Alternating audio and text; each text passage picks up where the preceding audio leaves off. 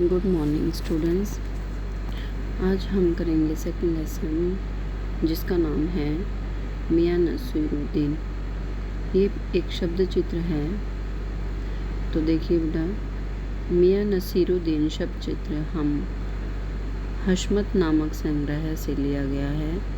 इसमें खानदानी नानबाई मियाँ नसीरुद्दीन के व्यक्तित्व, रुचियों और स्वभाव का शब्द चित्र खींचा गया है। मियाँ नसीरुद्दीन अपने मसीहाई अंदाज से रोटी पकाने की कला और उसमें अपनी खानदानी महारत बताते हैं। वे ऐसे इंसान का भी प्रतिनिधित्व करते हैं जो अपने पेशे को कला का दर्जा देते हैं और करके सीखने के को असली हुनर मानते हैं। लेखिका बताती है कि एक दिन वह मटिया महल के गदविया मोहल्ले की तरफ निकली तो एक अंधेरी व मामूली सी दुकान पर आटे का ढेर सनते देखकर उसे कुछ जानने का मन हुआ। पूछताछ करने पर पता चला कि यह खानदानी नानबाई मियाँ नसीरुद्दीन की दुकान है। ये 56 किस्म की रोटियां बनाने के लिए मशहूर हैं। मियाँ चारपाई पर बैठे बीड़ी पी रहे थे। उनके चेहरे पर अनुभव और आंखों में चुस्ती व माथे पर कारीगर के तेवर थे। लेखिका के प्रश्न पूछने की बात पर उन्होंने अखबारों पर व्यंग्य किया। वे अखबार बनाने वाले व पढ़ने वाले दोनों को निठल्ला समझते हैं। लेखिका ने प्रश्न पूछा कि आपने इतनी तरह की रोटियां बनाने का गुण कहाँ से सीखा। उन्होंने बेपरवाही से जवाब दिया कि यह उनका खानदानी पेशा है। इनके वालिद मियाँ बरकत शाही नानबाई थे और उनके दादा आला नानबाई मियाँ कल्लन थे। उन्होंने खानदानी शान का एहसास कराते हुए बताया कि उन्होंने यह काम अपने पिता से सीखा।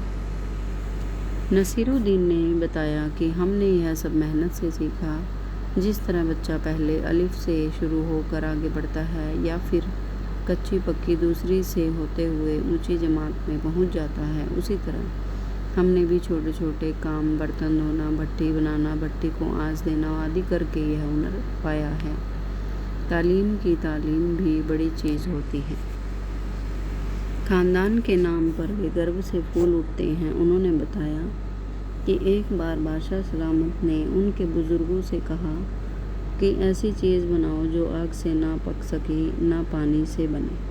उन्होंने ऐसी चीज़ बनाई और बादशाह को खूब पसंद आई। वे बड़ाई करते हैं कि खानदानी नानबाई कुएं में भी रोटियां पका सकता है। लेखिका ने इस कहावत की सच्चाई पर प्रश्न चिन्ह लगाया तो वे भड़क उठे। लेखिका जानना चाहती थी कि उनके बुजुर्ग किस बादशाह के यहाँ काम करते थे। अब उनका स्वर बदल गया। वे बादशाह का नाम स्वयं भी नहीं जानते थे। वे इधर उधर की बातें करने लगे। अंत में खींचकर बोले कि आपको कौन सा उस बादशाह के नाम चिट्ठी पत्री भेजनी है। लेखिका से पीछा छुड़ाने की गरज ने उन्होंने बब्बन मियाँ को भट्टी सुलगाने का आदेश दिया। लेखिका ने उनके बारे में पूछा तो उन्होंने कहा वे उन्हें मजदूरी देते हैं।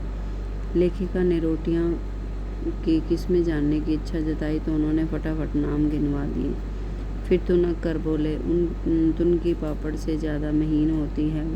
फिर वे यादों में खो गए और कहने लगे अब समय बदल गया है। अब खाना पकाने का शौक़ पहले की तरह नहीं रह गया और ना अब कद्र करने वाले हैं। अब तो भारी और मोटी तंदूरी रोटी का बोलबाला है। हर व्यक्ति जल्दी में है।